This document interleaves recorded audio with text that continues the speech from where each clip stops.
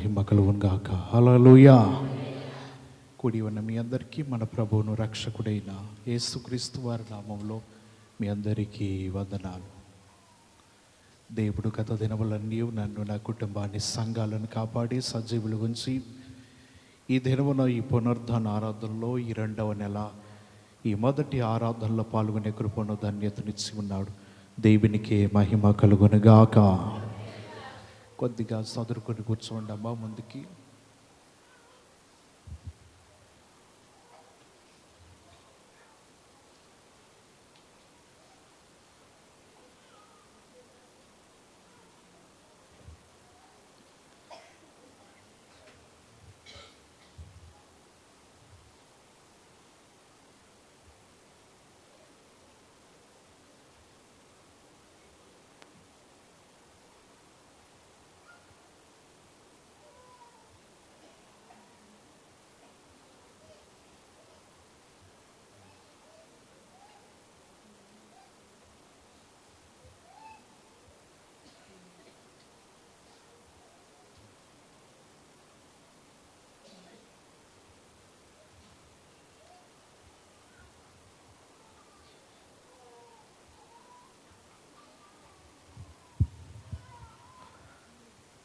మంచిది, అందరం దేవుడికి స్తోత్రాలు చెల్లిద్దాం. హల్లెలూయా.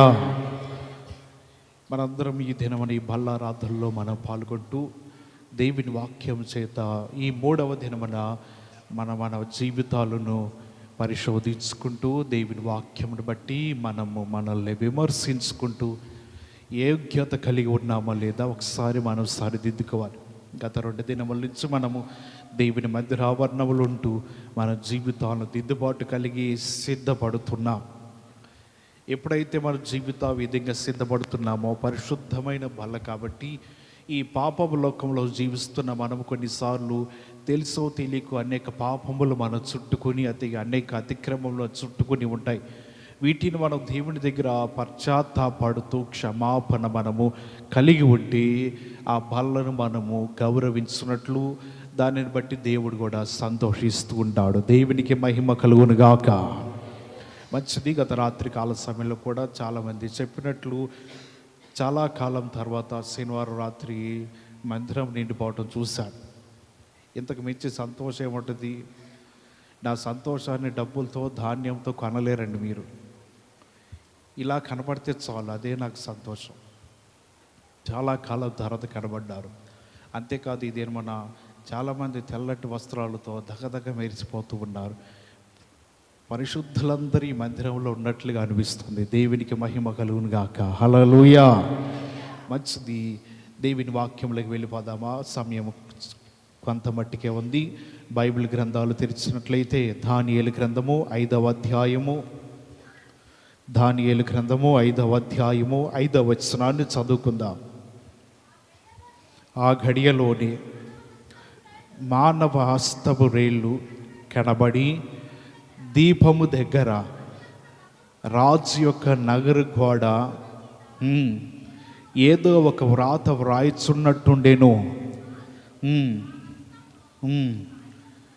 చాలండి, మనం చదివిన మాటల్లో కనబడుతుంది. ఆ గడియలోనే మానవ హస్తపు రేళ్ళు కనబడి గోడ మీద ఏదో ఒక వ్రాత రాస్తున్నట్లుగా ఉన్నదంట. ఆ రాతని ఎవరు చూశారంట? రాజు ఆ హస్తము చూశాడు. ఈరోజు మనం చూడబోయే మాట ఏంటిదంటే ఆ గడియ. ఏంటి చెప్పండి? ఆ గడియ. ఇక్కడ ఏంటిది సందర్భము? ఏంటిది? గోడ మీద రాస్తున్న రాత ఎవరు రాస్తున్నారు? ఆ హస్తం ఎవరిది? ఆ రేళ్ళు ఎవరి అంటే ఈ రాజు పేరు ఇక్కడ కనబడుతుంది, బెల్షాషర్ అని కనబడుతుంది. ఇతడు చేసిన పని ఏంటంటే దేవాలయములో ఉన్న బంగారు వెండి పాత్రలను తెప్పించుకొని వాటిలో ద్రాక్షారసం పోసి విందు చేస్తూ ఆరగిస్తున్నాడు. అంటే మనకు అర్థమయ్యే భాషలో తెలియపరచాలంటే మనము బల్ల తీసుకుంటున్నప్పుడు మన చేతికి మొదట శరీరంతో కూడిన ఒక ప్లేట్ వస్తుంది. ఆ తర్వాత ద్రాక్షారసం ఆరగించడానికి చిన్న గ్లాస్ వస్తుంది. ఇవన్నీ కూడా దేవుని మందిరంలో ఉండాలి, కానీ వాటిని సొంతగా ఏ గృహాల్లో కూడా వాటిని వినియోగించుకోకూడదు, వాటిని వాడకూడదు. అవి దేవుని కొరకు ప్రతిష్ఠించబడిన వస్తువులు. వీటిని ఈ రాజు ఏం చేశాడంటే తెప్పించి వాటిలో ద్రాక్షారసం పోసి 1000 మందితో కూడి విందు చేశాడంట. అది దేవుని దృష్టిలో ఒక దోషము చేసినట్లుగా, ఒక పాపముతో అది కనబడుతూ ఉన్నది. ఇటువంటిది చేస్తూ ఉండగా ఎప్పుడైతే ఆ విందు ముగించబడింది, ఎవరి గృహాలకు వారు చేరిపోయారు, రాత్రికాల సమయంలో నిద్రపోతూ ఉండగా ఎవరైతే పని చేయడానికి కారుకులయ్యారో అక్కడ కనబడుతుంది కదా, ఆ నిద్రపోతూ ఉండగా ఆ గోడ మీద ఒక హస్తము ఒక వేలుతో రాస్తా ఉన్నది. ఆ రాత ఏంటిదో ఈయనకి తెలియట్లా, దానిలో ఉన్న అర్థం ఏంటో ఈయనకి అర్థం కావట్లా. ఏం చేయాలి? తన రాజ్యంలో ఉన్న జ్ఞానవంతులైన వారిని, గారడి విద్య కలిగిన వారిని, విద్వాంసులను, జ్ఞానము కలిగిన వారందరినీ పిలవనంపి, అయ్యా గోడ మీద గత రాత్రి ఒక రాత రాయబడినది, అది ఏంటిదో నాకు తెలియట్లేదని చెప్తున్నాడు. అటువంటి సమయంలో వారు తెలుసుకున్నారు కానీ, వారు చదువుదామని ప్రయత్నించారు కానీ ఆ రాత వారికి అర్థం కావట్లా. అది ఎవరి హస్తం అంటే యెహోవా హస్తము అది. హల్లెలూయా. ఆ రాత వారికి అర్థం కావట్లా. అర్థం కావాలంటే జ్ఞానాత్మతో నిండిన వారైతేనే దాన్ని చెప్పగలరు. దేవుని జ్ఞానముతో, దేవుని ఆత్మతో నింపబడిన వారు మాత్రమే ఆ గోడ మీద రాస్తున్న రాతను చెప్పగలరు. అటువంటి సమయంలో వారు తెలుసుకున్న మాట ఏంటిదంటే, మన రాజ్యంలో ఒక విలువైన జ్ఞానాత్మ కలిగిన ఒక మనుషుడు ఉన్నాడు, అతను తీసుకుని వచ్చినప్పుడు ఆ వ్రాత ఏంటిదో తెలుసుకుని దాన్ని బట్టి దేవుడి దగ్గర అడిగి ఆ గడియలోని అది రాయబడిన అర్థం ఏంటిదంటే, నీ దగ్గర నుంచి నీ అధికారము, నీ ప్రభుత్వము సమస్తము కూడా నీ యొద్ద నుంచి ఆయన తొలగించబోతున్నాడు. నువ్వు చేసిన పని ఏంటో తెలుసా? ఆలయంలో ఉండవలసిన వస్తువులను తీసుకుని వెళ్ళి విందు చేసుకున్నావు. ఆలయంలో ఉండవలసిన వస్తువులు తీసుకెళ్ళి వాటిలో ద్రాక్షారసం పోసుకుని నీ వారందరితో కలిసి నువ్వు విందు చేసుకున్నావు. అది దేవుని దృష్టికి ఒక బహు పాపముగా కనబడుతుంది. అది దేవుని దృష్టికి ఘోరమైనది. ఇటువంటిది చేయుట దేవుని దృష్టిలో అది ఎంత మాత్రం సహించనది. అందుబట్టి నీ అధికారం పోతుంది, నీ రాజ్యము పోతుంది, నీ సింహాసనము పోతుంది, నీ ప్రభుత్వం కూడా పడిపోతుంది. ఇక నువ్వు నిలబడలేవని చెప్పి ఈ దానిలో ఉన్న అర్థమంతటిని కూడా చదివి వినిపించాడు. ఈయన చేసిన తప్పును బట్టి ఆ గడియలోనే వెంటనే సాయంత్రకాల సమయంలో ఎప్పుడైతే ఆయన విందు చేసుకున్నాడో వెంటనే విందు ముగించబడిన రాత్రి దేవుడి తను దర్శించాడు. ఎందుకంటే దేవుని దృష్టిలో కొన్ని దోషములు, కొన్ని అతిక్రమాలు ఆ గడియలోనే శిక్ష వస్తుందండి. కొన్నిసార్లు సమయం పడుతుందేమో కానీ కొన్నిసార్లు అయితే అప్పటికప్పుడే ఈయన చేసిన పని అతి ఘోరమైనది. దేవుడికి ఆలస్యం చేయలా. ఒక మారు కూడా దేవుడు ఆలోచించలేదు. ఇక ఆయన ఎప్పుడైతే ఈ పని చేశారో మనం చదివిన మాటల్లో కనబడుతుంది కదా, ఆ గడియలోనే గోడ మీద రాత రాస్తున్నాడు, నీ అధికారం పోతుందయ్యా, నీ ప్రభుత్వంలో పడిపోతున్నాయి, నీవు చేసిన పని బట్టి దేవుడు కోపగిస్తున్నాడు. ఎప్పుడైతే ఈ మాట చెప్పబడిందో ఆ సమయంలోనే ఈ బెల్షాస్సర్ అనే రాజు శత్రువుల చేతిలో హతుడైపోయాడు. దేవుడి మాటలు వింటున్న వారు జీవితంలో నేర్చుకోవాలి. కొన్నిసార్లు అండి శిక్షలు అనేవి ఆ గడిలోనే వచ్చేస్తాయి. ఈయన చేసిన తప్పుకి దేవుడిని యెహోవా ఆలోచించలేదు, ఆయనకి తెలియపరిచాడు. ఈ మాటలు అర్థం కాని సమయంలో, ఈ మాటలు ఏంటో తెలియని సమయంలో ఆయన వణికిపోవటం ప్రారంభించాడు. ఆయన కాళ్ళు వణికిపోతున్నాయి. ఏంటిదా రాత ఏంటిది? హస్తము చూస్తేనేమో అది విలువైనదిగాను అలాగే గంభీరంగా కనబడుతుంది. ఆ రేళ్ళేంటి అది రాస్తున్నాయి, ఏంటిది దీని అర్థము? ఆ రాత్రికాల సమయంలో నిద్ర పట్టగా వికారముగాను విచారముగాను తన ముఖం ఉంచుకుని దుఃఖపడుతూ వేదన పడుతూ ఉన్నాడు. ఎందుకంటే తాను చేసినది అది తప్పు. దేవాలయంలో ఉండవలసిన వాటిని దేవాలయంలో మాత్రమే ఉంచాలి, వాటిని తీసుకుని వచ్చి ఈ విధంగా చేస్తున్నాడు. దానియేలు హెచ్చరిస్తున్నాడు, అయ్యే ఇంతకు ముందర నీ తండ్రి నెబుకద్నెజరు ఒక తప్పు చేసినప్పుడు ఎప్పుడైతే దేవుని యొద్ద నుంచి శిక్ష వచ్చిందో అతడు గడ్డి మేయటం ప్రారంభించాడు కదా, నీకు తెలుసు కదా, నీవు జ్ఞానం కలిగి ఉండాలి కదా, నీవు జ్ఞానం లేకుండా ఈ ఉపకరణములన్నీ, ఈ వస్తువులన్నీ దేవాలయాలు ఎందుకు తీసుకుని వచ్చావు? నీ తండ్రికి జరిగిన దాన్ని బట్టి కొద్దిగా నువ్వు బుద్ధి తెచ్చుకోవాల్సింది పోయి వీటన్నిటిని తెచ్చి ద్రాక్షారసం పోసి నువ్వు ఆనందిస్తున్నావు ఎందుకు? నువ్వు చేసిన తప్పును బట్టి నీ రాజ్యమంతా కూడా వేరే వాళ్ళ చేతికి అప్పగించబడుతుంది. ఈ విధంగా తన జీవితం అండి అక్కడితోనే మరణించవలసి వచ్చింది. ఆ ఘడియలోనే కొన్నిసార్లు మనం చేసిన తప్పిదములకు అప్పటికప్పుడే దేవుడు శిక్షను పంపిస్తాడు, పనిష్మెంట్ ఇస్తాడు. కొన్నిసార్లు దేవుడి దృష్టిలో స్వల్పమైనవిగా ఉంటే సమయం వచ్చినప్పుడు దేవుడు శిక్షను పంపిస్తాడు. అది మాత్రము కనుమరుగు అవ్వదండి. మనం అనుకుంటాము కొన్నిసార్లు నేను ఈ విధంగా జీవించిన, ఇలాగ నడిచిన ఏం కాలేదులే మనం అనుకుంటాం. ఏదో ఆలాపంతో మన జీవితాలు కొనసాగుతూ ఉండి మనం చేసిన తప్పిదం మర్చిపోతామేమో, కానీ మనలాగా దేవునికి మతిమరుపు లేదండి. ఏదో ఒక దీని మనకు జ్ఞాపకం ఉంటుంది, గుర్తుంటుంది. దానికి తగిన శిక్ష సమయం వచ్చినప్పుడు పంపిస్తాడు.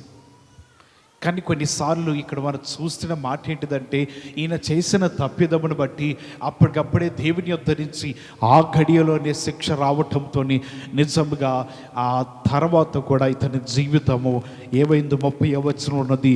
ఆ రాత్రి అందే కల్దీయుల రాజుకు బెల్షాసర్ హతుడైపోయాడు, చనిపోయాడు.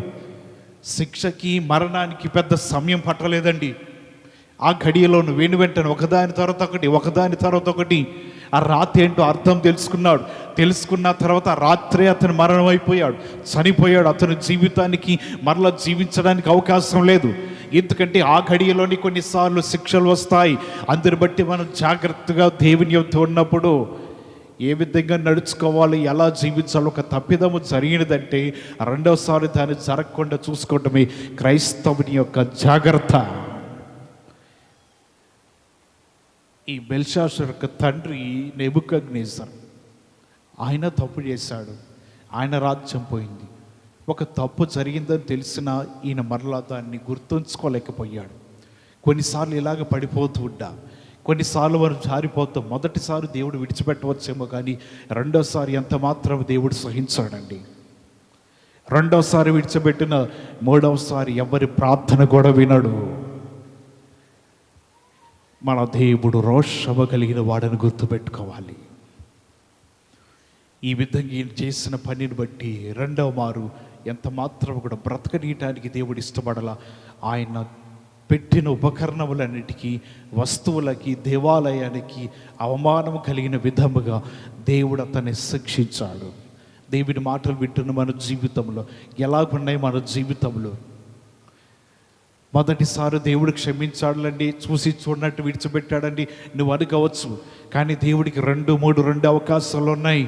అటువంటి సమయంలో మనం ఎలాగ జీవించాలి, ఎలాగ నడుచుకోవాలి, ఏ విధమైన జాగ్రత్తగా ఉండాలి, ఆయన వాక్యమును బట్టి మనం ఎలాగ ముందుకు కొనసాగాలి, ఈ విధమైన ఆలోచనతోనూ జ్ఞానముతో ఎప్పుడైతే మనం నడుచుకుంటామో అప్పుడే మన జీవితాలు, మన ప్రార్థన విని దేవుడు వెంటనే విడుదలివ్వటానికి ఆయన ఇష్టపడుతూ ఉంటాడు. హల్లెలూయా.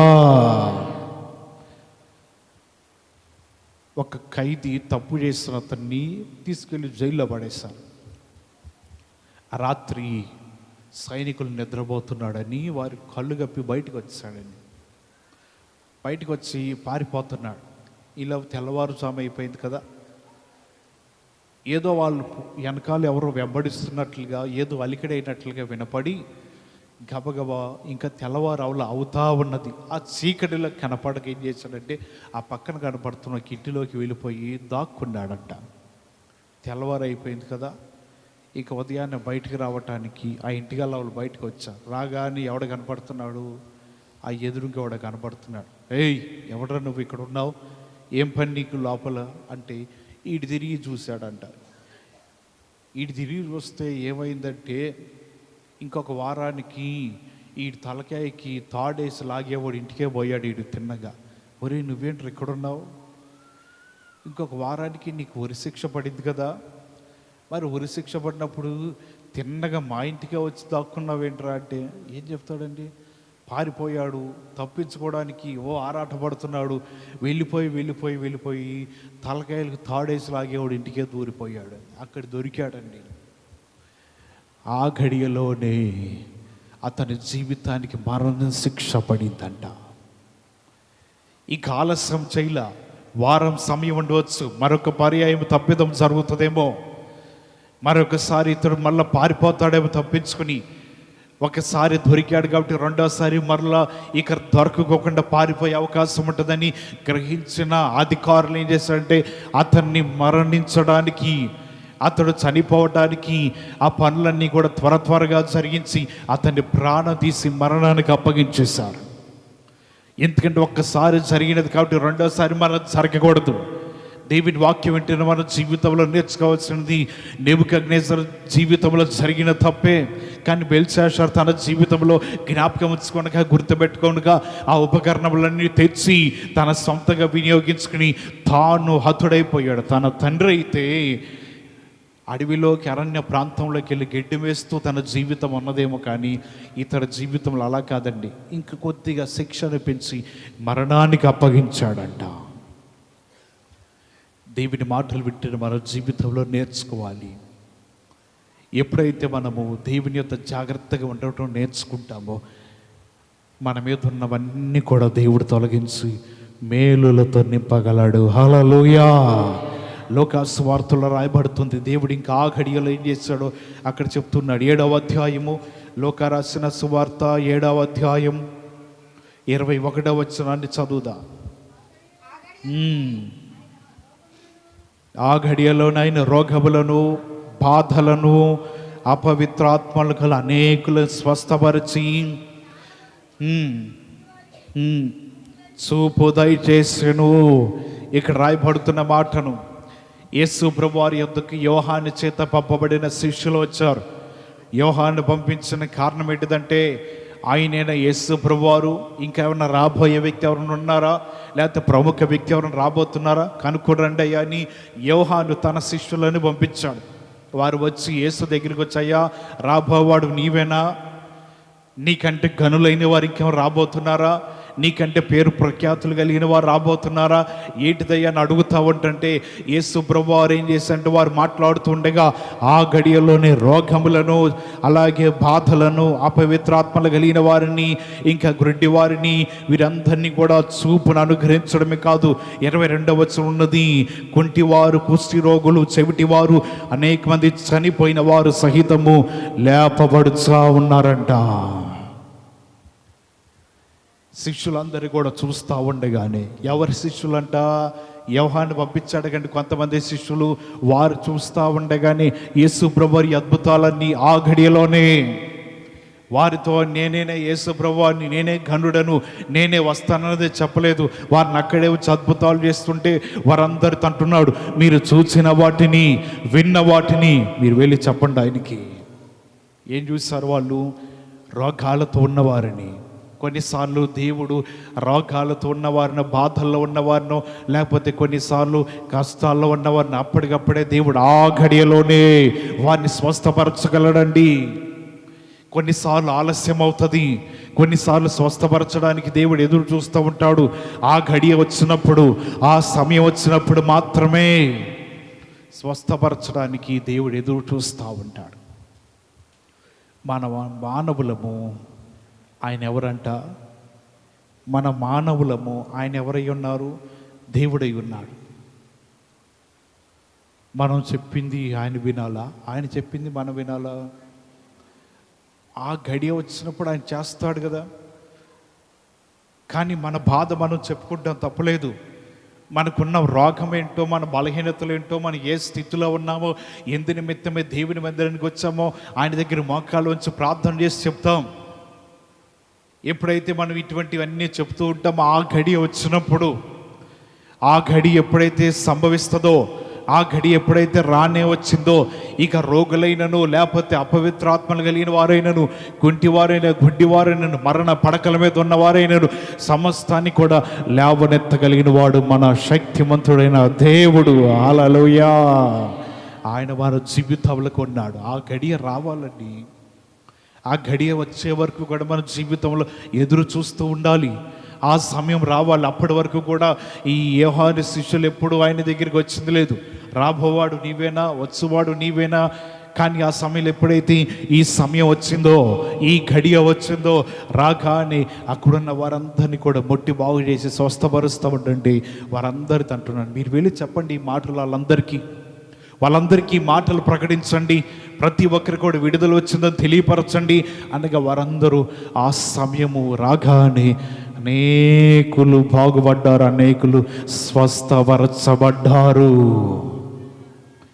మనకు కొన్నిసార్లు అంటాం బలహీనతలు వచ్చినాయండి, బాధలు వచ్చినాయి, రోగాలు వచ్చినాయి, వ్యాధులు వచ్చినాయి, ఏంటంటే విడుదల రావట్లేదు, స్వస్థత రావట్లేదు మనం అనుకుంటాం. మన జీవితంలో ఎప్పుడైతే ప్రార్థన చేస్తూనే ఉంటామో, కొనసాగుతూనే ఉంటామో, ఆ గడియ వచ్చినప్పుడు అండి దేవుడు చేసిన అద్భుతాలను ఎవరు ఆపిన ఆగవంట. ఒకవేళ దేవుడు చెయ్యాలని లేఖనంలో ఉంది కదా, ఆయనకి ఏది ఇష్టమో అది చేస్తాం, తనకు నచ్చిన విధముగా చేస్తాడంట. ఎందుకంటే ఆయన ద్వారా మనం బ్రతికించబడుతున్నాం, ఆయన ద్వారా మనం పోషించబడుతున్నాం, ఆయన ద్వారా మన జీవితాలు ఈ విధంగా సజీవులు ఉంటున్నాం. ఏది జరిగినా ఆయన ద్వారానే జరగాలి. అప్పటి వరకు మన జీవితంలో ఏం చేయాలంటే విశ్వాసముతో, నమ్మకముతో నిలబడినట్లయితే ఆ గడియ వచ్చినప్పుడు ఆ కార్యము ఆపటం ఎవరి తరము కాదు. ఆయన ద్వారములు తీయగా మొయ్యగలిగిన వాడు ఎవడండి? ఆయన ద్వారములు మొయ్యగా తెరవగలిగిన వారెవరు? ఆయన కాదని మనం ఏది చేయకూడదు. ఏదైనా సరే దేవుని ద్వారానే జరగాలి. దేవుడు కనికరిస్తే మనం కనికరించబడతాం. దేవుడు దయ చూపిస్తే ఆయన దయ ఆయుష్కాలం ఉంటుందంట. ఆయన మన మీద ప్రేమను చూపిస్తే మన జీవితంలో ప్రతి దినము కూడా అటువంటి ప్రేమలో మనం ఆయనతో పాటు నడుస్తూ ఆగిపోక కొనసాగుతూనే ఉంటాం. అందుని బట్టి ఆ గడి ఎప్పుడైతే వచ్చిందో, ఆ గడియ నీ కొరకు దేవుడు ఎప్పుడైతే ఆ సమయాన్ని ఏర్పాటు చేసి ఉన్నాడో, అది రాగానే దేవుని కార్యము మన జీవితంలో వెనువెంటనే జరుగుతుంది. ఏ విధంగా తెలుసా? చూచిన వారు కానీ, విన్నవారు కానీ, ప్రజలైన వారు కానీ, మన చుట్టూ ఉన్నవారు కానీ ఆశ్చర్యం కలిగించే విధంగా నీవు నమ్మిన దేవుడు నీ జీవితంలో కార్యములు చేయగలడు. హల్లెలూయా. యేసు ప్రభువు అదే చేశాడు. నిజంగా వారందరికీ ఆశ్చర్యం కలిగించింది. అనేక మందిని లేవనెత్తి అనేక స్వస్థతలు జరిగించాడు. ఇక జరిగించిన తర్వాత ఈ మాటను ఆయనతో చెప్పుకుంటుంటారు, యేసు ప్రభువు వారితో తెలియపరచుకుంటుంటారు. యోహాను శిష్యులు వెంటనే ఆయన దగ్గరికి వెళ్ళిపోయి తెలియపరచరు, అయ్యా మేము వెళ్ళాం, రాబోవాడు నీవేనా అని ఒక మాట అడిగినందుకు ఎన్ని అద్భుతాలు చేశాడు తెలుసా? రోగాలను బాగొట్టాడు, బాధలు బాగొట్టాడు, అపవాది శక్తుల్ని తరిమివేశాడు. కొంటివారు ఉంటే లేవనెత్తాడు, వారు లేచి నడుచుకుంటూ వెళ్ళిపోయారు. చూపు లేని గుడ్డివారు ఉంటే వారికి చూపును ప్రసాదించాడు. అనేక మంది మరణ పడకల మీద ఉండి లేవలేని స్థితిలో ఇదిగో ఇంకా కొద్ది సమయానికి పోతారన్న వ్యక్తులను కూడా ఈయన లేవనెత్తి స్వస్థపరిచాడు. ఇక ఇన్ని అద్భుతాలు చేశాడు. నిజంగా రాబోవాడు ఎవరైనా ఉండంటే ఆయనే వచ్చాడు మన కొరకై. ఆయనే వచ్చింది, స్వస్థపరిచాడు. మేము కళ్ళారా చూసాము, చెవులారా విన్నాం, వీటిని మీకు చెప్పమన్నాడు. దేవుని మాటలు ఆలకిస్తున్న మన జీవితంలో దేవుడి దగ్గర, ప్రభువా ఏదైనా సరే నువ్వు ప్రార్థన చేస్తున్నప్పుడు ఈ గడియ కల్లా నా జీవితంలో అద్భుతములు జరిగించండి అయ్యా, ఈ గడికల్లా నా జీవితము విమోచింపబడాలని దేవుడి దగ్గర ఒక సమయాన్ని పెట్టుకుంటే నిశ్చయముగా ఆ సమయానికల్లా దేవుడు నిన్ను కనికరించగలడు. ఆ గడియ రాంతే ఎవరు కూడా పట్టబడరండి. ప్రతి ఒక్కరికి దేవుడు ఒక్కొక్క సమయాన్ని, సంఘాలను హింసించాడు తన సమయం ఉన్నంత వరకు. స్త్రీలను పురుషులు తీసుకువెళ్ళి చెరసాలలో వేసేసాడు, అందరినీ బాధ పెట్టాడు, మరణానికి అప్పగించాడు. మరొక పర్యాయము కాగితాలన్నీ కూడా రాయించుకుని బయలుదేరుతున్నాడు. దేవుని వెలుగు ఆకాశం నుంచి కనబడినది. తాను వెళుతున్న రథంపై నుంచి పడిపోయాడు, కింద పడిపోతున్నాడు. ఆయనకు అర్థం కావట్లేదు, ఎవరయ్యా నన్ను హింసిస్తుంది, ఎవరు నన్ను కింద పడవేసింది, ఎవరు అంటుంటే ఆయన అంటున్నాడు కదా, నీవు హింసిస్తున్న యేసును నేనే. ఆ గడియ వచ్చే వరకు అండి తన ఇష్టం వచ్చినట్లు జీవించాడు. ఎంతోమందిని బాధ పెట్టాడు, సంఘముల నుంచి బయటికి ఈడ్చుకుని వెళ్ళాడు. ప్రతి ఒక్కరిని కూడా మరణానికి అప్పగించాడు. దేవుడు అనుకున్నాడు, ఈ సౌలుకి ఒక సమయాన్ని నేను ఏర్పాటు చేసి ఉన్నా, ఒక గడి ఏర్పాటు చేసి ఉన్నా, నా మహిమతోనే అతన్ని పట్టుకోబోతున్నా. మనుషులతో మాట్లాడి కాదు, లేకపోతే ప్రవక్తలతో మాట్లాడి కాదు, అధికారులతో మాట్లాడి కాదు, నేను అతన్ని పట్టుకోవడానికి ఒక గడియని ఏర్పాటు చేశాను. ఆ గడి, ఆ సమయం రాగానే వెంటనే దేవుని మహిమ అతన్ని పట్టుకున్నది. చూడలేకపోతున్నాడు, నేత్రాలు పోగొట్టుకున్నాడు, చూపును పోగొట్టుకున్నాడు, ఏం చేయాలని తెలియని పరిస్థితులు ఉన్నాడు. అటువంటి సమయంలో అప్పటి వరకు అతన్ని ఆపడానికి ఎవరి వలన కాల, ఎవరు కూడా అతన్ని పట్టుకోలేకపోతున్నారు. ఎవరు ఆపిన సరే అతను జీవితము ఆగనన్నట్లుగా వెళ్ళిపోతూ అందరినీ హింసిస్తున్నాడు. ఒక సమయం వచ్చిన తర్వాత అక్కడున్న తన పరిచారకులు పట్టుకుని దేవాలయానికి నడిపిస్తున్నారండి. దేవుడు అంటున్నాడు, అననయ్య, నేను ఒక చోటకి పంపిస్తున్నాను, వెళ్ళి నా నామములో ప్రార్థన చేయి. ఆయన అంటున్నాడయ్యా, ఆయనకి నేను ప్రార్థన చేయటం ఏంటి? క్రైస్తవులు హింసించాడు తెలుసు కదా, క్రైస్తవులు ఎన్ని బాధలు పెట్టాడు తెలుసా? స్త్రీలను పురుషులను చెరసాల్లో లాక్యలు వేసాడు. ఇప్పుడు నేను అక్కడికి వెళ్తాను, నాకు క్షేమం అంటావా? నువ్వు వెళ్ళు, నేను నీకు తోడుగా ఉన్నాను, నేను చెప్పింది చేయమన్నాడు. అక్కడికి వెళ్ళాడు. ఏం జరిగిందో చదువుదామా? అపోస్తుల కార్యములు 22వ అధ్యాయము. అపోస్తుల కార్యములు 22వ అధ్యాయం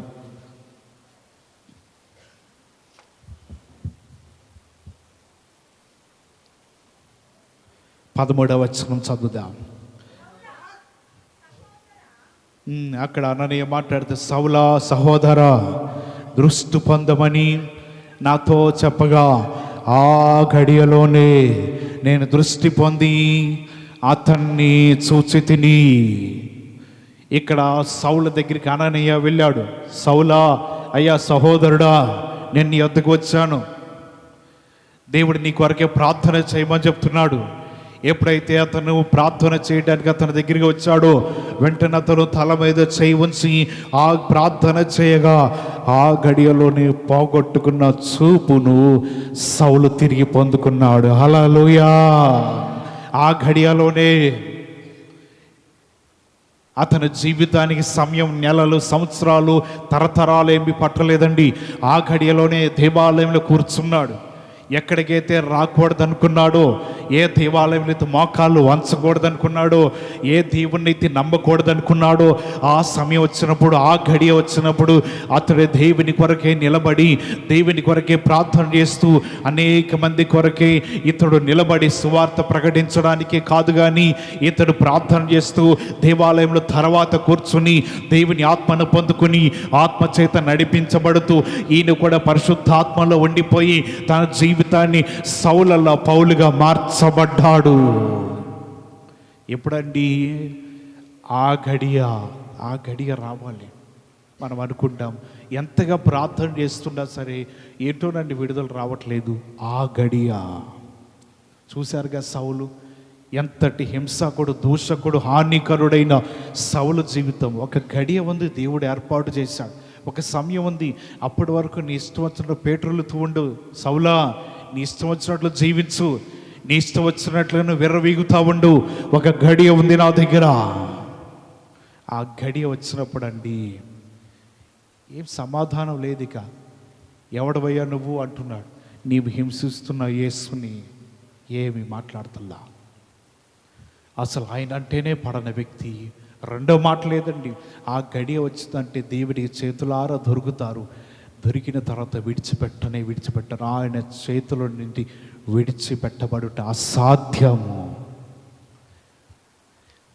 అందుకని మీ బంధువుల కొరకు, లేకపోతే మీ కొరకు, మీకు తెలిసిన వారి కొరకు, ప్రభు నశించిపోతూ ఉన్నారయ్యా, వారందరి కొరకు నేను ప్రార్థన చేస్తున్నాను. ప్రార్థన చేస్తూనే ఉండు. చేయగానే రక్షించబడటానికి ఎలా కుదిరిద్దండి? కొంత సమయం ఉంటుంది. నువ్వు ప్రార్థన చేస్తూ ఉండు, దేవుని దగ్గర అడుగుతూ ఉండు. ఒక గడియ వచ్చినప్పుడు దేవుడు పట్టుకొని నీతో పాటు మందిరానికి నడిపిస్తాడు. ఆ గడి కొరకు మనం ఎదురు చూస్తూ ఉండాలి. దేవుడిని అడిగినది ఏది వ్యర్థమకపోదు. నీ తరమ గతించినా, నీ బిడ్డల తరంలో అయినా సరే దేవుడు ఆ గడియ ఏర్పాటు చేసినప్పుడు వారు తన మందిరావరణములకు వచ్చే అవకాశం ఉన్నది. లేదు, మరణ పడకల మీద ఉన్నా సరే దేవుడు వారిని పట్టుకుంటా ఉంటాడు. ఒక సమయం కొరకే, ఒక గడియ కొరకే మనం ఎప్పుడైతే ఎదురు చూస్తూ ఉంటామో ఆ గడియ వచ్చినప్పుడు దేవుడు తన కార్యమును చేయటానికి ఎంత మాత్రము కూడా ఆయన వెనకాడని దేవుని వాక్యంలో రాయబడుతూ ఉన్నది. హల్లెలూయా. ఒక ఆమె ప్రార్థన చేస్తుంది, ఒక సమస్య నిమిత్తమై. ఆమెకి అప్పటికి 2 ఆడపిల్లలు పుట్టారు. 2వ ఆడపిల్ల పుట్టినప్పుడు వాళ్ళ ఇంట్లో వాళ్ళ అత్తయ్య గారు కానీ వాళ్ళ మావయ్య గారు కానీ ఈ 2వ ఆడపిల్ల ముఖాన్ని కూడా చూడటానికి ఇష్టపడలేదండి. 2 ఆడపిల్లల మగపిల్లడు అనుకున్నామే అనే ఉద్దేశంతో చూడటం మానేశారు. అటువంటి సమయంలో 3వసారి దేవుడు ఆమె గర్భఫలం ఇచ్చాడు. మగపిల్లని కంటే లేకపోతే లేదు. ఆమె వివాహం కూడా ప్రేమించి వివాహం చేసుకుంది. అదే పెద్దలు నిశ్చయించింది అయితే ఇన్ని బాధలు ఉండవు. ప్రేమించి వివాహం చేసుకుంది కదా, వారు కూడా ఇక ఇబ్బందులు పెడుతూ ప్రారంభించబడ్డాయి. గర్భఫలము మరలా వచ్చిన తర్వాత నెలలు ప్రారంభించబడ్డాయి. అయ్యా, నా జీవితంలో మగపిల్లోడు కావాలి. ముందు 2 ఆడపిల్లలు, 2వసారి చావా రేవా అన్నట్లుగా ఉంది నా జీవితము. ప్రార్థన చేసుకుంటున్నాను. చేసుకో, కష్టమైనా సరే దేవుని దగ్గర ఒక సమర్పణ చేసుకో. సరైన ఆదివారం ప్రార్థన అయిపోయింది, అందరూ వెళ్ళిపోతున్నారు. ఆమె అలాగే ఆ బలిపీఠం దగ్గర, కనసానపల్లి దగ్గర ఆ బలిపీఠం పట్టుకుని సమర్పణ చేసుకుంది. ఒక మారు చెప్పాను అనుకుంటా మీకు, నువ్వేం సమర్పణ చేసుకున్నావో అది నీకు దేవుడికి తెలిసేసాను, నాకు చెప్పొద్దు. అప్పుడే కార్యం జరిగిన తర్వాత చూద్దాం. ఒక సమర్పణ చేసుకో దేవుడి దగ్గర అన్న. నిజంగా ఆమె సమర్పణ చేసుకుంది. మన గురువారం కూడా మందిరానికి వచ్చింది. నిండు గర్భిణి, కూర్చోలేని పరిస్థితుల్లో బయటికి వెళ్ళిపోయి ఆ కిటికీ పట్టుకుని నిలబడి అలాగే వాక్యం వింటమన్నది. నేను చూశాను, ఏంటి బయట నుంచి ఉంది కిటికీ వైపు అనుకున్నప్పుడు అర్థమైంది, ఓహో నిండు గర్భిణి కూర్చోలేక బయటికి వెళ్ళిపోయింది. అప్పుడు నేను మనసులో అనుకుంటే, ప్రభా, బిడ్డ ఎంత వేదన పడుతూ నీ సన్నిధికి వచ్చి ఉందో నువ్వు చూస్తున్నావు కదా, హృదయ వాంఛలు ఎరిగిన వాడు కదా. కూర్చోలేని పరిస్థితుల్లో కూడా ఈ బల్లారాధనకి సిద్ధపాటుకోవటానికి గురువారం కూడా వచ్చింది. దైవజనులు అక్కడ వాక్యం చెప్తున్నారు, నేను పక్కన కూర్చుని విన్నా. 9 వరకు, 8 గంటల నుంచి 9 వరకు అలాగే కిటికీ పట్టుకుని అలాగే వాక్యం వింటూనే ఉన్నది. దేవుడికి దూరం అవలా. అటువంటి సమయంలో చాలామంది అంటున్నారు, అమ్మ ఈసారి నీకు ఆడపిల్లే, నీ మొక్క కవలికలు చూస్తుంటే, నీకు ఇచ్చిన సమయాన్ని చూస్తుంటే ఈసారి కూడా నీకు ఆడపిల్లే. శనివారం నిన్న ఉదయం 4ంటికి ఫోన్ చేసి, అయ్యా నొప్పులు ప్రారంభించబడ్డాయి, హాస్పిటల్కి వెళుతున్నా, గవర్నమెంట్ హాస్పిటల్కి, ప్రార్థన చేయండి. ప్రార్థన చేశాను. ఆమె వెళ్ళింది హాస్పిటల్కి. మధ్యాహ్న కాల సమయంలో నా ఫోన్ మోగుతూ ఉన్నది. నాకు భయం పట్టుకున్నదండి. అన్నం తింటామన్నా వెంటనే ప్లేట్ అక్కడ పట్టేసి నిదానంగా ఫోన్ ఎత్తి చెవు దగ్గర పెట్టుకున్నా. ఏమ్మా అన్నా. అయ్యా నేను ఇప్పుడే ప్రసవించాను, రోమికి తీసుకొచ్చారయ్యా, దేవుడు మగబిడ్డనిచ్చాడయ్యా. ఫోన్లోనే కన్నీరు కారుస్తుంది. దేవుడికి స్తుతులు చెల్లించమ్మా. ఏ మొక్కుబడి చేసుకున్నావు అడగలేదండి, మంచి వార్త చెప్పావు. నేను కూడా ప్రార్థన చేసుకున్న, ప్రభువా నీవు చేసిన గొప్ప కార్యమయ్యా. ఎన్నోసార్లు చెప్తా ఉన్నా, సమర్పణతో కూడిన ప్రార్థన వ్యర్థంగా పోదండి. ఆ తర్వాత ఆమె చేసుకున్న సమర్పణ ఏంటిదంటే, పిల్లవాడిని దేవుని మందిరాన్ని తీసుకొచ్చిన తర్వాత పిల్లవాడిని బరువు చూడటానికి 5 రూపాయల బిళ్ళలు వేస్తాను అనుకుందంట. ఒకవైపు ఆయన్ని పడుకోబెట్టి ఇంకోవైపు ఏమో ఈ 5 రూపాయల బిళ్ళేసి కాటా పెట్టి అవన్నీ దేవుని మందిరానికి ఇస్తాను. రూపాయలు 2 కాదు, ఎన్ని 5 రూపాయల బిళ్ళలు. ఇప్పుడు 10 రూపాయల బిళ్ళలు కూడా వచ్చినాయిగా. 5 రూపాయల బిళ్ళలు వేస్తాను అంటే ఆమె సమర్పణ చేసుకున్నకి ఈ 10 రూపాయల బిళ్ళలు అప్పుడు రాలేదులేండి. ఈ మధ్యన ఒక 5 నెలల నుంచి అవి తిరుగుతావని, జేబుల్లోకి వస్తావని, వెళుతావని, కాను సంచుల్లో కూడా గల గల గల మోగుతానే ఉన్నాయి, వినబడుతూనే ఉంటుంది. ఈ విధంగా ఆమె సమర్పణ చేసుకుని దేవుడి దగ్గర ఉంది. నేను నార్మల్గానే ప్రసవించానయ్యా, ఉండాల్సిన బరువు ఉన్నాడు. దేవుని కార్యమే. దేవుడి దగ్గర ఎప్పుడైనా సరే మొక్కుబడి చేసుకున్న, సమర్పణ చేసుకున్న దేవుడు అటువంటి ప్రార్థన ఎందుకు త్రోసివేస్తాడండి? ఎన్నడూ కూడా నిరాకరించాడు. హల్లెలూయా! ఎన్నడూ కూడా ప్రార్థన త్రోసివేయడండి. దేవునికి అది ఇష్టమైన ప్రార్థన. గడ్డు సమస్యలున్నా, కఠినమైన సమస్యలున్నా, కొన్నిసార్లు దేవుని దగ్గర సమర్పణతో కూడిన ప్రార్థన చేస్తే దేవుడు ఎన్నడూ కూడా నిన్ను ఒక్క అడుగు కూడా దాటి వెళ్ళడండి. అటువంటి శక్తిమంతుడైన దేవుడు ఉన్నాడు. ఆ గడియలోనే అనేకుల రోగాలు పోగొట్టి దేవుడు అద్భుతాలు చేశాడు. అనేకుల బలహీనతలు పోగొట్టి దేవుడు కార్యములు జరిగించాడు. దేవుని వాక్యంలో రాయబడుతూ ఉన్నది కదా. మరొక మాటను చదువుదామా? లోకా రాసిన సువార్త 24వ అధ్యాయము. లోకా రాసిన సువార్త 24వ అధ్యాయము 33వ వచనంలో చదివితే, ఆ గడియలోనే వారు లేచి యెరూషలేమునకు తిరిగి వెళ్ళగా 11 మంది శిష్యులను వారితో కూడా ఉన్నవారిని కూడి వచ్చి, చాలండి, ఆ గడియలోనే.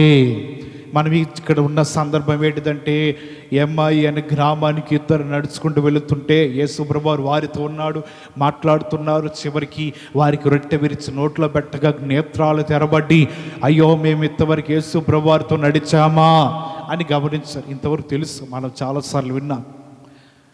ఆ తర్వాత వారు అక్కడి నుంచి వారు యెరూషలేము వైపుకు ప్రయాణమై వెళుతూ ఉన్నారు. యెరూషలేములో 11 మంది శిష్యులు ఒక చోట కూడి ఉండి వారందరూ కూడా ప్రార్థన చేస్తూ ఉన్నారు. అలాగే యేసు ప్రభువారి గురించి తెలియపరుస్తూ వారు ఒకరితో ఒకరు మాట్లాడుకుంటూ ఉన్నారంట. అక్కడ 34వ వచనం, ప్రభువు నిజంగా లేచి సీమోనుకు కనబడినని 11 మంది చెప్పుకుంటా ఉన్నారు. ఈ చెప్పుకుంటా ఉండగా వారు ఇది విని త్రోవలో జరిగిన సంగతులను, ఆయన రొట్టె విరుచడం వలన తమకి ఎలాగో తెలియబడినో అది కూడా వారికి ఏం చేశారు? తెలియపరచరయ్యా, సీమోనికో కాదు మీకో కాదు కనబడింది. మేము కూడా త్రోవలో వెళుతుంటే వ్యక్తి మాతో పాటు నడుస్తున్నాడు. ఆయన యేసు అని గుర్తించకుండా మేము నడుచుకుంటూ వెళ్ళిపోతున్నాం. అనేక విధములుగా మేము సంభాషించుకున్నాం, మాట్లాడుకున్నాం. అనేక విషయాలు మేము అనేక మాటలు గుర్తు తెచ్చుకున్నాం. చివరికి ఒక గృహాన్ని చేరుకున్న తర్వాత ఆయన ఉండమని బలవంతం చేస్తుంటే ఉండలేదు. ఆ సమయంలో మేము భోజనం కూర్చోగా ఒక రొట్టెను విరిచి మా నోటికి అందించాడయ్యా. ఆ రొట్టెను మేము తినగా మా నేత్రాలు, ఆత్మీయమైన నేత్రాలు తెరబడి మహిమ రూపంలో ఉన్న యేసును మేము చూచాము. వెంటనే అదృశ్యమైపోయాడయ్యా. మేము చూసాం. వారి మాటలు ప్రకటిస్తూ ఉన్నారండి. ఆ గడియలోనే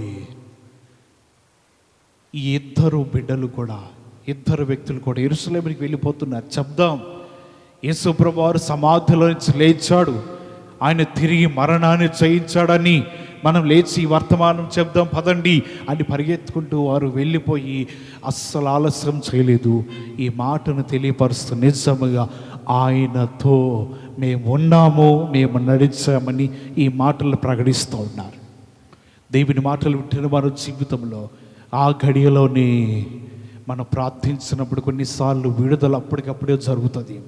ఆ గడియలోనే కొన్నిసార్లు దేవుని యందు అద్భుతాలు దేవుడు మన జీవితంలో చేస్తూ ఉంటాడు. ఆ గడియలోనే మనం ప్రార్థించగానే దేవుడు కొన్నిసార్లు ప్రత్యక్షమవుతూ ఉంటాడు. ఆ గడియలోనే దేవుని అడుగుతూ ఉండగానే దేవుడు తన స్వరముతో మాట్లాడుతూ ఉంటాడు. ఆ గడియలోనే మనం దేవుని దగ్గర వచ్చి ఇప్పుడు ఒంటరిగా దిగులుతూ ఉన్నావో దేవుని వాక్యం మన జీవితాన్ని బలపరిచి లేవనెత్తుతూ క్రీస్తు అనే బండ మీద నిలబెడతా ఉంటుంది. ఆ గడియలోనే అనేకులు కార్యాలు చూసిన వారు ఆ సమయంలో ఉన్నారు, ఈ సమయాల్లో కూడా ఉంటూనే ఉన్నారు. అంత నిమిత్తం మనం చేయవలసింది ఏంటిదంటే, దేవుడి దగ్గర ప్రార్థన చేస్తుంటే ఒక గడియ దేవుడు ఏర్పాటు చేశాడంటే ఆ గడిలో అద్భుతాలు జరుగుతాయండి. అద్భుతాలు చేసేవాడు ఎవరంట? దేవుడే. ప్రార్థన చేసేవాళ్ళం ఎవరు? మనమే. కాబట్టి మన వంతు ఏంటిదంటే ప్రార్థన చేయటము. ఏది జరిగించాలన్నా ఎవరి వలన అవుతుంది? దేవుని వలన మాత్రమే తప్ప ఇక మనుషుల వలన కాదండి. దేవుడు మాత్రమే. ఆయన కనికరం లేకపోతే మనము కనికరించబడము. ఆయన కనికరము కలిగినదంటే ఏ కార్యమైనా సరే దేవుడు చెయ్యాలంటే ఆయన హస్తం అంట కొరచగా లేదు, ఏదైనా చేయగలడు. వారి ప్రార్థన వినటానికి, మన ప్రార్థనలు ఆలకించడానికి దేవుడు ఆకాశమందు ఉండి ఆసీనుడై ఉన్నాడు. హల్లెలూయా. ఆకాశమందు ఆయన ఎదురు చూస్తూ ఉన్నాడు. అటువంటి సమయంలో దేవుని దగ్గర ఉన్న మన జీవితాలు ఎన్నడూ కూడా ఆయనకి దూరం అవ్వకుండా, ఎన్నడూ ఆయన సన్నిధి నుంచి మనము విడిచిపెట్టి వెళ్ళకుండా ఆయన దగ్గర ఉండి మనం జీవించాలని ఎప్పుడైతే మనం నిలబడి ఉంటామో అప్పుడే ఆ గడియలోనే, ఒకవేళ నీవు సమయం పడితే నీవు పెట్టిన సమయం ప్రకారంగా దేవుడు ప్రతి కార్యము చేస్తూనే ఉంటాడు.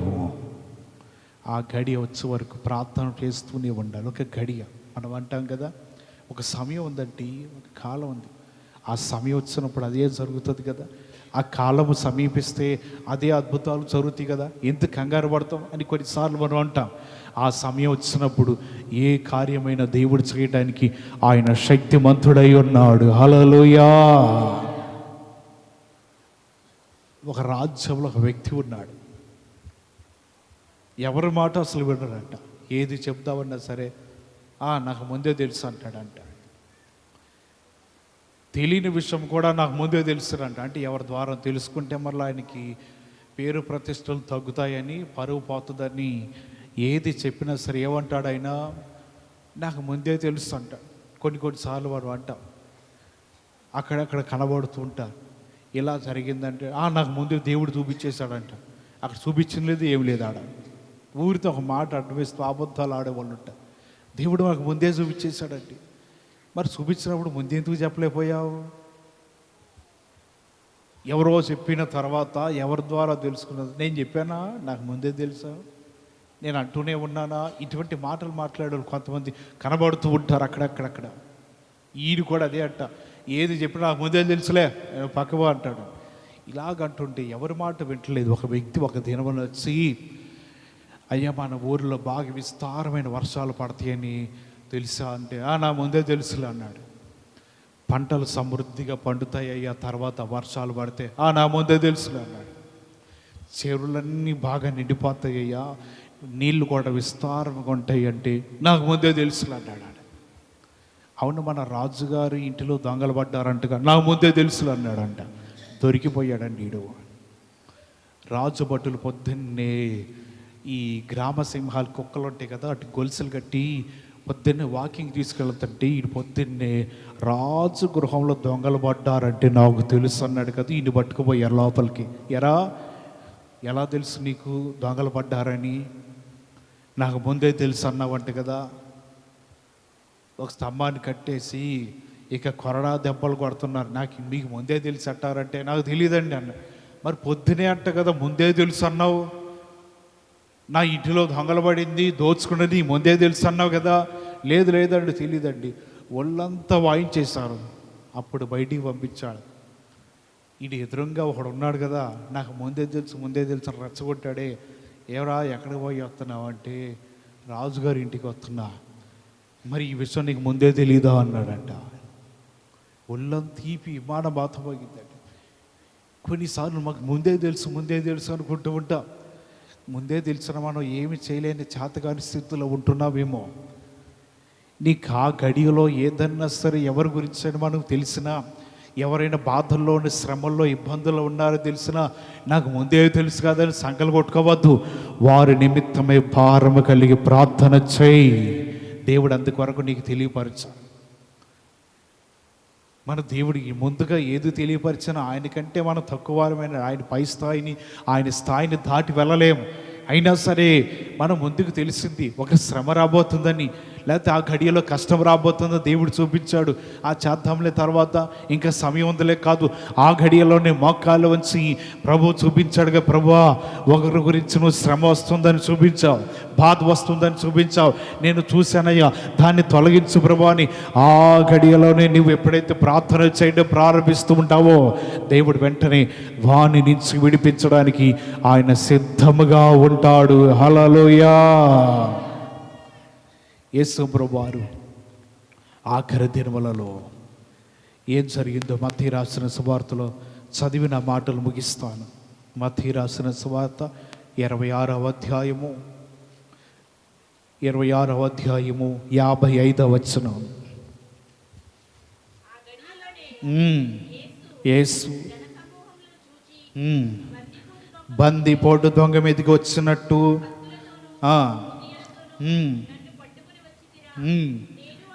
నేను అనుదినము దేవాలయంలో కూర్చుండి బోధించుచున్నప్పుడు మీరు నన్ను పట్టుకొనలేదే. యోధా ఒక గడియ కోసం ఎదురు చూస్తూ ఉన్నాడు.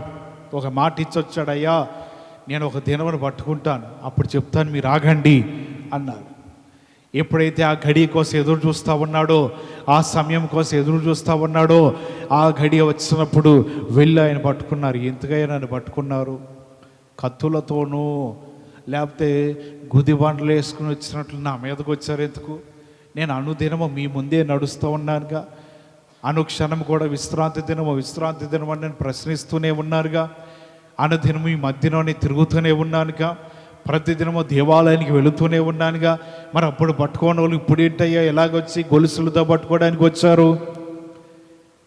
నన్ను కొట్టడానికి వచ్చినట్లు వచ్చారు ఎందుకు? ప్రతిదినం కనబడుతూనే ఉన్నాను కదా. ఆ సమయం వచ్చినప్పుడు, ఆ గడియ వచ్చినప్పుడు ఆయన అంటున్నాడు కదా, తండ్రి మీకు అధికారం ఇవ్వనిదే ఎవ్వరు కూడా ఏమీ చేయలేరు. ఆయన అధికారం ఇస్తేనే తప్ప మీరు నా మీద చెయ్యవేయలేరు. ఆ గడియ వచ్చింది. యోధా పట్టించినది కాదు, లేకపోతే బందిపోటులు దొంగలు వచ్చి పట్టుకున్నది కాదు. దేవుడు ఒక సమయాన్ని ఏర్పాటు చేసి, ఈ సమయానికి యేసు ప్రభువారు శిలువ మరణం పొందాలి, ఆయన శరీరమైన రక్తము ప్రజల కొరకు ఇవ్వబడాలి, అప్పుడే ప్రజలందరి పాప విమోచన కలుగుతుంది. ఈ దినమైన పరిశుద్ధమైన పనులలో మన జీవితాలు పాల్గొంటున్నప్పుడు దేని నిమిత్తమే మనం పాల్గొనాలి?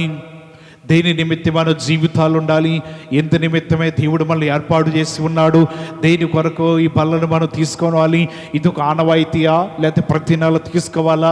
ఇదొక పద్ధత, సిద్ధాంతమా? కాదు. ఆయన చెప్తున్నాడు కదా, నేను వచ్చే వరకు మీరు దీనిని ఆరగించుడి. ఎంత నిమిత్తమైతే ఆరగించమంటున్నాడంటే, నేను మీ కొరకు నా శరీరమును నా రక్తమును ఇచ్చి ఉన్నాను. ఇది నిజమైన ఆహారమును, ఇది నిజమైన పానమని ఉన్నది. ఇది మరి ఆరగించినట్లయితే మీరందరూ కూడా నాతో కలిసి ఉంటారు. ఇది ఒక ఆనవాయితీయో, ఇది పద్ధతో, లేకపోతే ఇది బలలో పాల్గొన్న సిద్ధాంతమా? కాదండి. నేను వచ్చే వరకు నన్ను గూర్చి జ్ఞాపకం చేసుకోమని వాక్యం సెలవిస్తుంది.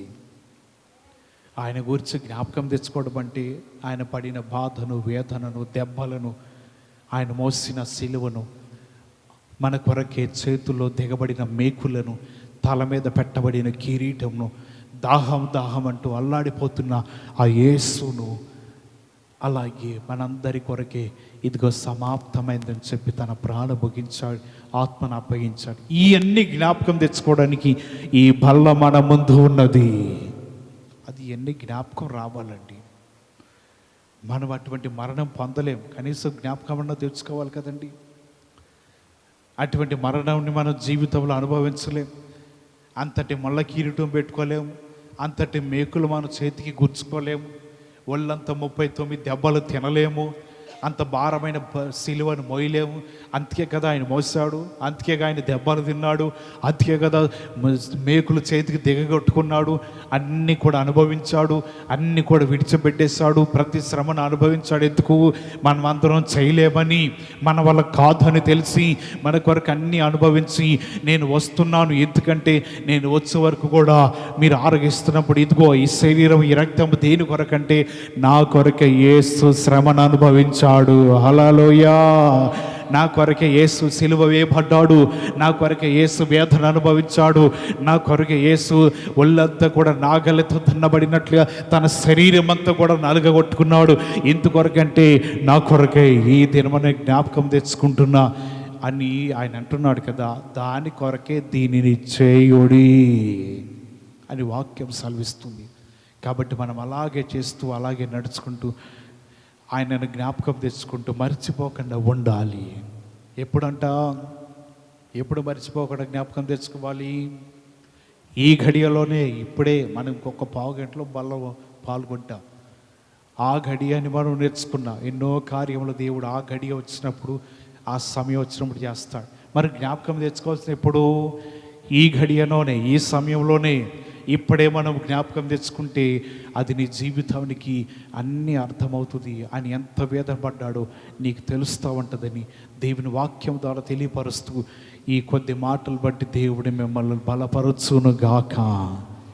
అందరూ తలలు వంచండి, ప్రార్థన చేసుకుందాం.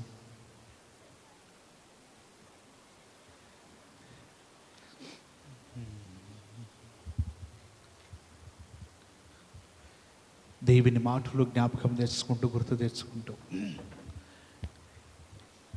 దేవుడు మనకి గడియని ఇచ్చాడు, సమయాన్ని ఇచ్చాడు. ఎందుకో తెలుసా? ఆయన శరీరం గురించి, ఆయన రక్తమును గురించి ఆరగిస్తున్న నీవు జ్ఞాపకం తెచ్చుకుంటావని. కాబట్టి దేవుడు నీ గడియని ఇచ్చినందుకు కేవలం దాని కొరకని గమనించి జ్ఞాపకం తెచ్చుకొని, ప్రభువా ఎంతటి వేదన అనుభవించావు మా కొరకు, ఎంతటి బాధను అనుభవించావు ప్రభా. నీవు పడుతున్న వేదనను ఆయన తల్లి కూడా ఎదురుగా నిలబడి అల్లాడిపోతూ చూస్తూ ఏమి చేయలేని నిస్సహాయ స్థితిలో ఉన్నది. దేవుని మాటలు వింటున్న నీవు కూడా ఒకసారి గమనించు. దేవుడు వారికి చక్కటి సమయాన్ని ఎందుకు ఇచ్చాడో తెలుసా? ఈ దినవర దేవుడిని సజీవులు ఎందుకు కాపాడాడో తెలుసా? జ్ఞాపకం తెచ్చుకుంటామని. ఆయన శరీరం, ఆయన రక్తమును మన జీవితంలో ఆరగిస్తున్నాం. ఇంకా మన జీవితాల సిద్ధపాటు లేకపోతే దేవుడు ఈ గడియను నీకు ఇచ్చాడు, సిద్ధపడతామని. నీ జీవితాలు ఒకసారి గుర్తు తెచ్చుకో. నీ కొరకు ఆయన ఏం అనుభవించాడు, నీ కొరకు ఆయన ఎంతటి శ్రమను అనుభవించాడు, ఎంతటి బాధను అనుభవించాడు. అందమైన సుందరమైన దేహం అంతా పాడైపోయినదండి. సుందరమైన దేహం అంతా రక్తధారలు కారుతానే ఉన్నాయి. ఒళ్ళంతా కొరడా దెబ్బలతో తేల్చబడుతుంది అని అంటున్నాడు కదా. దీనినే మీరు జ్ఞాపకం తెచ్చుకోవాలి, దీనినే మీరు గుర్తు తెచ్చుకోవాలి అని వాక్యం సెలవిస్తుంది. అప్పుడే మీరు ఆయనతో పాటు కలిసి ఉంటారు, ఆయనతో పాటు నిలిచి ఉంటారని వాక్యం వాళ్ళు హెచ్చరిస్తూ ఉన్నది. గుర్తు తెచ్చుకుంటారా? జ్ఞాపకం తెచ్చుకుంటారా? దేవుడు మనకి ఇచ్చిన చక్కటి గడియను ఆయన కొరకే సద్వినియోగం చేసుకుంటారా? ఆయన మంత్రావరణలో మనము దేని గురించి మనం ఆలోచిస్తూ ఉన్నాం, జ్ఞాపకం తెచ్చుకుంటున్నాం. కేవలం ఆయన గురించిన ఆలోచనలే మన మధ్యలో ఉండాలి. అప్పుడే దేవుడు నేను బట్టి సంతోషిస్తానని వాక్యం నుంచి తెలుసుకుంటున్నాం. ప్రార్థన చేసుకుందాం. విత్తబడిన వాక్యం మనందరి హృదయంలో ఫలభరితమైనట్లుగా ఆత్మచేత ప్రేరేపించబడిన వారు ఎవరైనా ఒకరు ప్రార్థన చేయండి.